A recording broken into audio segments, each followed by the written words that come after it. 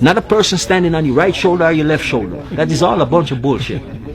Excuse my French. But what I'm saying to you is, we have to come into ourselves.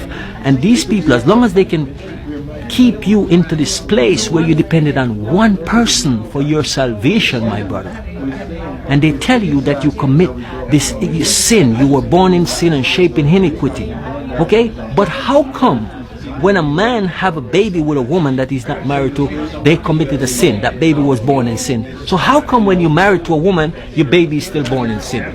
You ever really think of any logic in that, right? It doesn't make any sense. Then the Bible says, slave must be obedient to their master, even if they treating you harshly. So you telling me that this God that you telling me about, he created this man who called himself master, and he tell me that he created me a slave, and I should be obedient to this man that he put in charge of me, even if he's treating me harshly, even if he's hanging me, raping my mother and my sister and my daughter. I should be obedient to him, and this God is the one helping him, and I should look to the same God for salvation? Doesn't make any sense, my brother. Because we're not thinking, we're not reasoning. It doesn't make sense. You see what I'm saying? They don't want you to know who you are. That's what they're doing. If the moment you know who you are, you'll stop believing the lie. And they know that. You carry your money, you give it to the church, and the church never give you anything, but give you faith in Jesus, and to tell you that is your salvation, and to tell you you must have faith and believe, trust and obey. That's what they say. But the church is to keep you in fear. They said, fear God. Why would you want to fear the person who created you? That doesn't make any sense. But the fact is that because they can get you in that state of mind now, so you look into this one man to come and rescue you from them, and the man look just like them, that is going, remember, he's the one that put you under the slavery, help them to put you under slavery. Because in the Bible it says every soul should be in subjection to the superior authority, because there's no authority except by God, in the book of Romans. And he says that, you know, you should be, as long as they don't violate God's law. Really?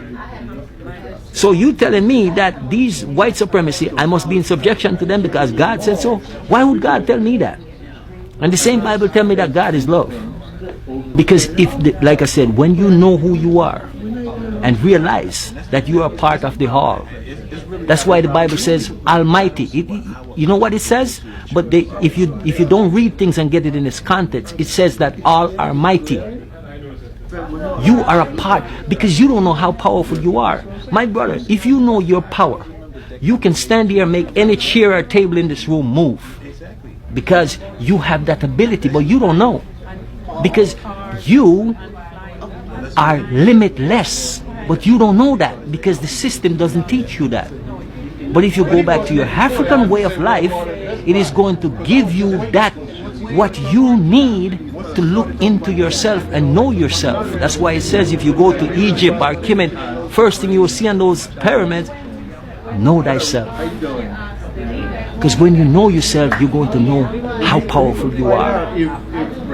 That you, people who is spooky to make things move around. The mind, the spirit, my brother. It's got, how do you think they didn't have no crane when they make those pyramids, and they can't figure out how they put those huge stones together. How do you think they get them there? They didn't have no crane. My brother, they make those stones move without touching them.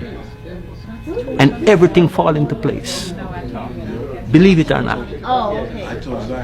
That's how powerful the ancestors that you come from are. Because they knew themselves. And these people went to Kemet or to Egypt, and they took that knowledge for themselves.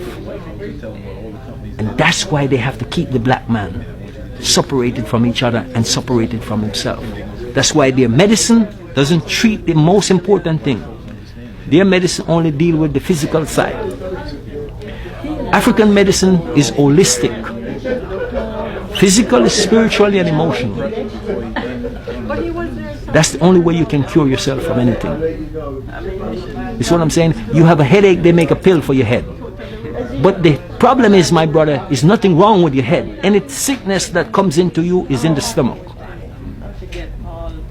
This computer just tell you that something is wrong. So you need to trace back maybe something you eat, something is affecting the stomach, and that's all it's telling you. But they're giving you something for your head. See? We have to start to realize the spiritual side. That's why you must deal